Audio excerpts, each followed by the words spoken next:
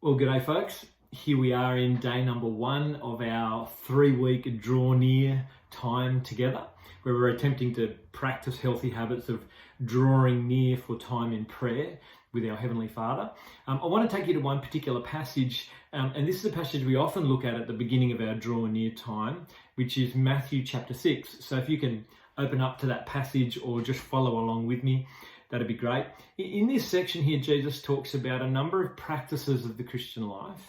He talks about giving, he talks about prayer, and he talks about fasting. And he calls these the practices of righteousness. And these would be some of the practices of the Christian life. And apparently these are the types of practices in the Christian life that are meant to be private. You might think of your Christian life as having a whole bunch of public elements where you love and you serve and you bear each other's burdens, and a lot of our life is public and with each other. But there are parts of your Christian life that are meant to be private. And this is what Jesus wants to speak to us about in Matthew chapter 6.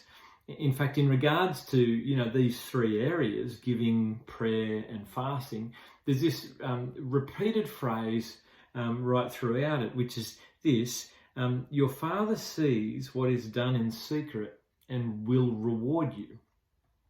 So it really is encouraging us to think about your practices that are done in privacy. And so with prayer, which is what we want to think about here, Jesus says, when you pray, don't be like the hypocrites who love to pray standing in the synagogues and in the public streets to be seen by others. Truly, I tell you, they've received their reward in full. So, back in the day, there were those who practiced their private prayers out in public, so they'd be seen by others.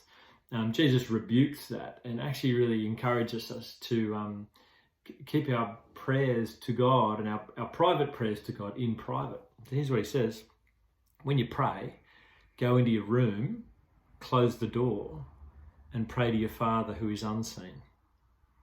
So when you pray, go into your room, close the door, pray to your Father who's unseen. This is an encouragement to actually get some private space and some private time where you can just be with God in prayer.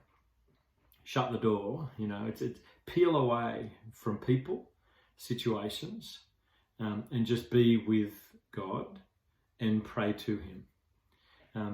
This is what we're trying to practice with Draw Near, to try and find a number of times each day where you peel away, even just for a few short minutes, and you lock in and you focus in and you speak to your Father.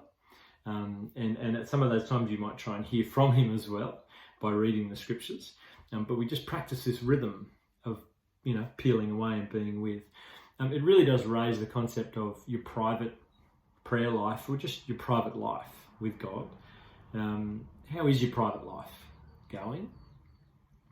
How is your life with God behind closed doors? Have you been developing what's going on in the backstage of your life as opposed to the front stage, your public area of life? And can you hear this instruction from Jesus to get some private time with God and pray to him? The passage goes on and he says, when your Father who sees what is done in secret, he will reward you. He says, when you pray, don't keep on babbling like the pagans. They think they'll be heard because of their many words. Do not be like them, for your Father knows what you need before you ask him. That's a beautiful little line there. Your Father, your Heavenly Father, knows what you need.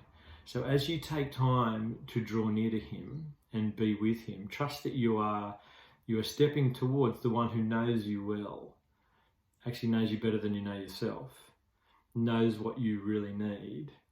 And as you enter into dialogue with him and share with him, you're sharing with someone who understands, and he gets you, and he hears you, and he loves you, and he's your Father. But because we've received the Spirit, we've become children of God. This is your great Father who you get to spend time with. Jesus then goes on and gives the disciples' prayer, or the Lord's Prayer, which you can pray as a prayer, or you can use that as a pattern for prayer. That is kind of communal language. Our Father, give us today our daily bread, but you can personalize that if you want. My Father in heaven, give me today my daily bread. You can personalize that if you like, or use it as a pattern and break it down. Either way, do whatever you can to be peeling away, shutting the door, getting time with your Father in heaven, developing your private life.